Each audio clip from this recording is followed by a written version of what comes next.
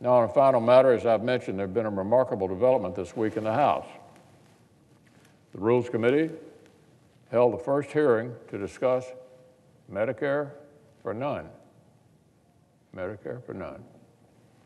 It was another demonstration of how disconnected our Democratic colleagues' agenda has become from the best interest of working Americans and middle-class families. The last 2 years have been a case study in how much American families benefit when Republican policies get out of the way. Helped along by tax reform, regulatory reform, and other efforts, the country is seeing historically low unemployment, faster wage growth, more opportunities for more families to get ahead and build their lives.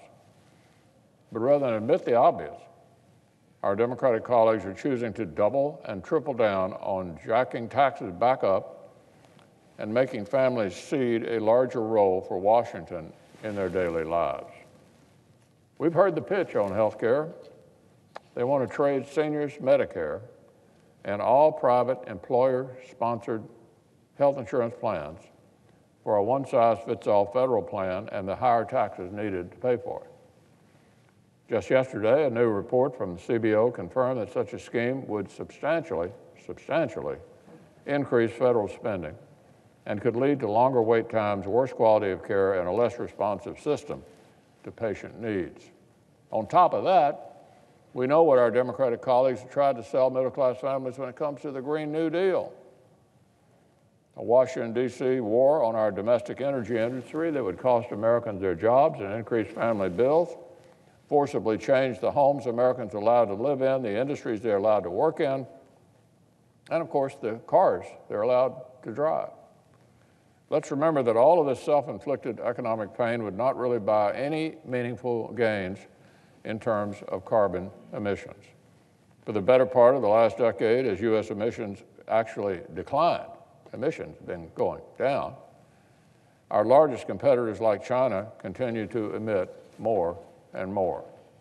Hog-tying the U.S. economy in the name of further emissions reductions would do nothing but give the world's largest emitters license to keep on emitting while poaching American jobs in the process. So, Mr. President, I don't think real progress is actually the point here. Facts are not the motivating factor. My colleagues on the left think these self-inflicted national injuries just feel like this greening of America is the right thing to do. They just feel it.